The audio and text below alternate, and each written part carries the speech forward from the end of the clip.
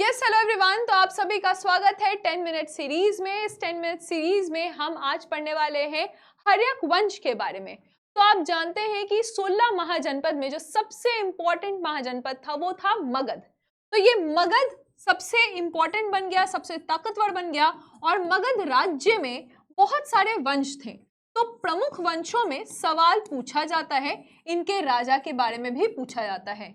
आज हम पढ़ने वाले हैं हर्यक वंश के बारे में।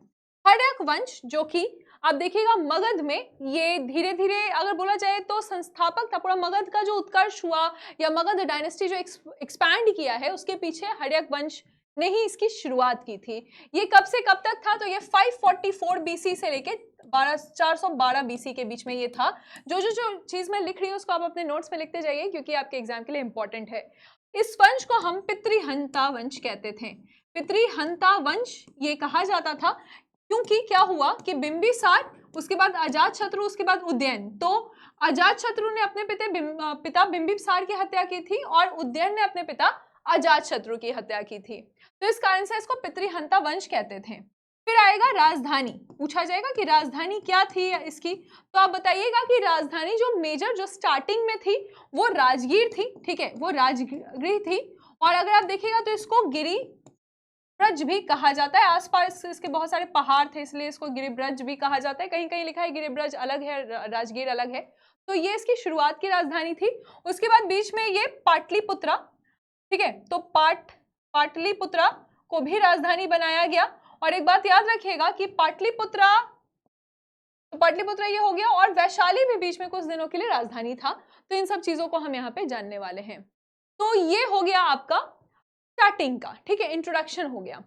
फिर आप देखिएगा कि इसके प्रथम शासक कौन थे। प्रथम शासक, ठीक है, तो प्रथम शासक जो है इसको जिसने स्टार्ट किया था वो 544 बीसी में ये साम्राज्य को स्टार्ट किया गया था और ये रहते हैं 492 बीसी तक। इसका मतलब है लगभग ये 15 साल के जब ये थे तो ये इनका शासन पीरियड शुरू हो गया था और लगभग ये 42 वर्ष तक थे। हम किन की बात कर रहे हैं? जो 15 साल में ही राजा बन गए यहाँ पे, ठीक है, 15 साल में राजा बन गए। इनका नाम है बिंबिसार।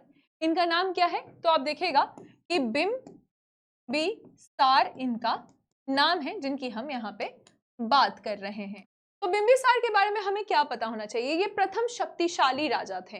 ये पहले ऐसे राजा थे जो कि प्रॉपर इस एरिया के सबसे शक्तिशाली राजा बन के उभरे सामने। और इनको वास्तविक संस्थापक भी कहा जाता है। मगध साम्राज्य का वास्तविक संस्थापक, यानी कि एक्चुअल फाउंडर ये थे। इनको आप याद रखिएगा। और आप देखेंगे कि ये काफी ज्यादा शक्तिशाली माने जाते थे। ये दो पॉइंट आप याद रखेंगे, राइट। फिर आप देखिएगा कि 15 साल के उम्र में ये संस्थापक बन गए और 52 वर्ष तक ये शासन किए। अच्छा, एक जैन किताब है या जैन आप देखिएगा कि जो सोर्स हम पढ़ते हैं साहित्य है, तो उसमें इनका नाम कुछ अलग भी बताया गया है। अगर आपसे पूछा जाएगा कि श्रेणी नाम किनका है, ठीक है, श्रेणिक नाम जो है वो किनका है, तो आप बताइएगा कि श्रेणिक नाम जो है वो बिंबिसार का ही नाम है।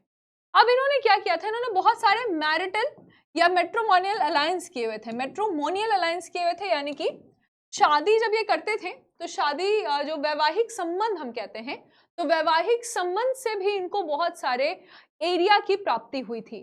जैसे कि महाकौशला देवी से इनकी शादी हुई थी। महाकौशला देवी से इनकी शादी हुई। जब महाकौशला देवी से इनकी शादी हुई तो इनको काशी मिला, काशी जिसको आप बनारस कहते हैं। और यहाँ पे आय जो था एक साल में 1 लाख रुपए का आय था काशी से। एक साल में 1 लाख रुपए तक का आय काशी से मिल रहा था इनको। और ये महाकौशला देवी कौन थी? तो ये प्रसन्नजीत की बहन थी, ठीक है, प्रसन्नजीत की बहन थी। कौशल नरेश के बेटे थे प्रसन्नजीत और इनकी बहन थी महाकौशला देवी। दूसरा इन्होंने जो शादी किया था तो उसमें उनको वैशाली में, आप देखिएगा वैशाली जहां पे लिच्छवी का शासन था, तो लिच्छवी के जो राजा थे उनकी बेटी राजकुमारी चेलना, ठीक है, राजकुमारी चेलना से भी इनका विवाह हुआ था। चेलना के पुत्र ही थे अजातशत्रु की माता का नाम क्या था? चेलना, है ना। तो अजातशत्रु बाद में, अभी आप पढ़ेंगे अजातशत्रु के बारे में, बाद में जाके ये राजा बनते हैं। तो अजातशत्रु जो है वो चेलना के ही पुत्र थे, ये भी आप ध्यान रखिएगा। और चेलना कहाँ की राजकुमारी थी? ये लिच्छवी राजकुमारी थी, ठीक है। तीसरी शादी जो है ये, इसमें इनको पंजाब की प्राप्ति हुई, ठीक है। पंजाब जो आपका एरिया है, ये यहाँ पे मद्रकुल के शासक थे, इनकी बेटी से भी इनकी शादी हुई थी, छेमा इनका नाम था। तो ये इनकी तीसरी पत्नी थी और ये तीनों जगह से इनको काफी ज्यादा एरिया या काफी ज्यादा डायनेस्टीज की प्राप्ति हुई थी। ऐसा आप देख सकते हैं, वैवाहिक संबंध इन्होंने काफी बनाए हुए थे। फिर क्या होता है, आगे चल के देखिएगा कि अंग जो है, क्योंकि आप जानते हैं बिहार में आपका कौन कौन से महाजनपद है? मगध है, अंग है और वज्जी है। तो अंग को इन्होंने जीता था। पूछा जाएगा कि अंग को किसने जीता था? तो अंग को इन्होंने जीता था और मगध में ही शामिल कर लिया था, है ना, मगध में शामिल कर लिया था। ये सारे क्वेश्चंस एक एक लाइन से क्वेश्चंस बन रहे हैं। उसके बाद जब अंग को इन्होंने जीता, अंग इसलिए भी जरूरी है क्योंकि अंग को किसको दे दिया गया? इनके जो पुत्र थे अजातशत्रु, जो कि अभी हमने पढ़ा कि ये चेलना, इनकी माता का नाम था अजातशत्रु की, और अंग को अजातशत्रु को दे दिया गया कि ये एक तरह से गवर्नर बनके यहाँ पे रहेंगे। अवंती की क्या कहानी है? अवंती जो कि आपका उज्जैन वाला क्षेत्र है, तो अवंती के शासक थे जिनका नाम था चंड प्रद्योत, है ना। तो इनका जब तबीयत खराब हो गया था तो पूछा जाएगा कि इस समय बिंबिसार ने अपने राजवैद्य को भेजा था, बिंबिसार ने अपने राजवैद्य जीवक को भेजा था, ठीक है। तो ये बिंबिसार के राजवैद्य थे और जीवक को यहाँ पे भेजा गया था इनका इलाज करने के लिए, ये भी आपको ध्यान रखना है। फिर क्या होता है कि 492 बीसी में अजातशत्रु आते हैं और बिंबिसार का हत्या कर देते हैं। अजातशत्रु आते हैं और बिंबिसार की हत्या कर देते हैं, जिस कारण से अब आप देखें कि पितृहंता वंश कहलाने का ये पीछे का कारण भी था। फिर आता है अजातशत्रु का समय। अजातशत्रु का समय, अब अजातशत्रु का जो समय है ये 492 बीसी से शुरू हो जाता है।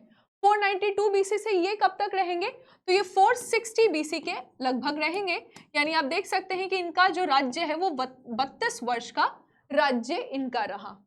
अब यहाँ पे आप समझें कि जो कौशल नरेश प्रसन्नजीत थे, है ना, महाकौशला देवी से बिंबिसार की शादी हुई थी और महाकौशला देवी प्रसन्नजीत की बहन थी। तो जो कौशल नरेश प्रसन्नजीत थे, तो आप देखें कि प्रसन्नजीत को इन्होंने पराजित कर दिया, प्रसन्नजीत को पराजित कर दिया। और फिर क्या होता है कि प्रसन्नजीत की ही जो बेटी होती है, प्रसन्नजीत की जो बेटी होती है, वाजरा इनका नाम होता है, तो वाजरा से बाद में इनके संबंध ठीक हो गए थे, तो वाजरा से अजातशत्रु की शादी होती है। तो ये कौन हो जाएंगी? ये वाइफ हो जाएंगी, वाइफ ऑफ अजातशत्रु, ठीक है। ये आप ध्यान रखिएगा, क्लैरिटी है? हाँ, काशी नरेश थे, प्रसन्नजीत जो है वो उधर कौशल नरेश थे, है ना। तो इनकी बेटी से इनकी शादी होती है वाजरा से। अजातशत्रु को कहीं कहीं कुनिक भी कहा गया है, इनको कहीं कहीं कुनिक भी कहा गया है। और ये पूछा जाएगा कौन से धर्म को मानते थे? तो ये जैन धर्म के अनुयायी थे, ये कौन से धर्म के? तो ये जैन धर्म के अनुयायी थे, राइट। यहां तक आपको समझ में आ रही है सारी बातें। और फिर लिच्छवी का जो अलग था, पूरा अलग, तो इसको लिच्छवी को इन्होंने अपने में मिला लिया था। ये भी आप ध्यान रखिएगा कि लिच्छवी को किसने मिलाया था, यानी कि बाद में जाकर अगर आपसे पूछा जाए कि काशी और वैशाली, लिच्छवी नरेश कहाँ के थे? वैशाली के थे। तो काशी और वैशाली को किसने अपने में मिलाया था? तो ये अजातशत्रु हैं जिन्होंने काशी और वैशाली दोनों को अपने में मिला लिया था। ये इनके कुछ हथियार भी पूछा जाता है, जैसे कि आपसे अगर पूछा जाएगा, आपसे पूछा जाएगा कि रथ मूसल या महाशिलाकंटक ये क्या है? तो रथ मूसल या महाशिलाकंटक ये क्या है? तो आप बोलिएगा कि ये दोनों जो हैं, ये दोनों हथियार टाइप के हैं, यानी कि वेपन है। तो ये हथियार हैं जो कि यूज किए जाते थे इनके द्वारा, किनके द्वारा? तो अजातशत्रु के द्वारा। मेरे नोट्स थोड़े से रफ ही रहेंगे और लेकिन क्वेश्चन सारे इससे बन जाएंगे, तो आप लोग थोड़ा ध्यान से इस पे देखिएगा। ओके, अब देखेंगे कि ये पहले वो राजा थे जिन्होंने बौद्ध संगति किया था, यानी कि बुद्धिस्ट काउंसिल यहाँ पे किया गया था। और किनके द्वारा किया गया था बुद्धिस्ट काउंसिल? तो सबसे पहला बुद्धिस्ट काउंसिल अजातशत्रु के समय में ही किया गया था, है ना। अब आपसे पूछा गया कहाँ पे किया गया था?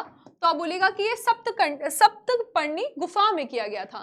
कहाँ पे किया गया था? तो सप्तपर्णी गुफा में किया गया था। आप मुझे बता सकते हैं कि सप्तपर्णी गुफा में जिस प्रीस्ट ने, जिस पुरोहित ने ये काउंसिल किया था, उनका नाम क्या है? सप्तपर्णी गुफा में ये किया गया है, तो जो प्रीस्ट, जिस पंडित ने इसको किया था, उनका नाम क्या है? ये आप मुझे बताइएगा। फिर क्या होता है? आते हैं उद्यान। उद्यान जो है, उद्यान, ये यहाँ इनका राज्य शुरू होता है 460 बीसी में। उद्यान को कहीं कहीं उदय भद्र भी कहा गया है। उद्यान को कहीं कहीं उदय भद्र भी कहा गया है, ये आप ध्यान रखिएगा। और ये करीबन कितने साल तक रहते हैं? 460 से लेके ये 444 तक रहते हैं। ठीक है, तो 460 से लेके ये 444 बीसी तक रहते हैं। इन्होंने ही सबसे पहले अपना जो राजधानी है, कैपिटल है, इसको क्या बनाया था? तो पाटलिपुत्रा को पूछा जाएगा कि पाटलिपुत्रा को कैपिटल किसने बनाया था? तो ये उद्यान ने ही बनाया था। और पाटलिपुत्रा को यहाँ पे कुसुमपुर भी कहा गया है। तो पूछा जाएगा कुसुमपुर जो है वो किसको कहते हैं? तो आप देखिएगा कि पाटलिपुत्रा को कहा गया है। कौन सी नदी के बीच में है पाटलिपुत्रा? तो आप जानते हैं कि गंगा है, और गंगा के साथ साथ सोन के बीच में, बीचों बीच आपका पाटलिपुत्रा शहर पड़ता है, जो कि पटना है। लास्टली क्या होता है? तो इनके बाद नागदशक आते हैं। नागदशक जो कि कौन है? नागदशक। तो नागदशक जो है ये उद्यान के ही पुत्र होते हैं, और ये 412 बीसी तक रूल करते हैं। उसके बाद इनके अमात्य आते हैं। इनके अमात्य कौन? इनके अमात्य का नाम होता है शिशुनाग। शिशुनाग इनको पद से हटा देते हैं और खुद अपना नया डायनेस्टी शुरू करते हैं, जो कि शिशुनाग वंश है। इस तरह के रफ नोट से अगर आपको फायदा हो रहा है तो आप मुझे जरूर बताइएगा। जो भी क्वेश्चंस पूछे जाएंगे वो इनमें से ही पूछे जाएंगे। इससे ज्यादा आप बहुत ज्यादा पढ़ के, ज्यादा चीजों को पढ़ के और फिर भूल जाइएगा। इससे बेहतर है कि आप इस तरह के शॉर्ट वीडियोस देख लीजिए। क्या इस सेशन को कंटिन्यू करना चाहिए? क्या मुझे शिशुनाग वंश और नंद वंश, उसके बाद मौर्य वंश पे भी वीडियोस बनाने चाहिए? ये आप मुझे कमेंट सेक्शन में बताइएगा। और इसके अलावा अगर आपको करंट अफेयर्स की टेंशन हो रही है तो वो लेने की जरूरत नहीं है, क्योंकि कीर्ति बैच आ चुका है करंट अफेयर्स के लिए। 23 जून से ये बैच शुरू हो जाएगा। इस बैच में आप एनरोल कर सकते हैं सिर्फ 1000 रुपीज में उत्कर्ष ऐप पे जाके, और इस बैच में आपका करंट अफेयर्स का कंप्लीट कवरेज हो जाएगा। Thank you.